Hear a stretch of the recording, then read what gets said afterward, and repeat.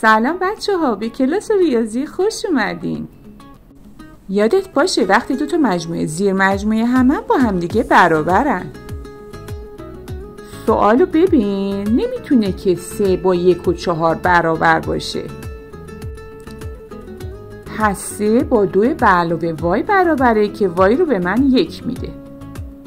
به اجبار 2x با 4 برابره که x رو به من 2 میده. اگه 2 منهای وای رو با 1 برابر قرار بدم، همون وای مساوی 1 رو به من میده. خب سوال از من x به علاوه وای رو خواسته که اینا رو با هم جمع میکنم و به سوالم پاسخ میدم. Don't forget to like and follow me here and on YouTube.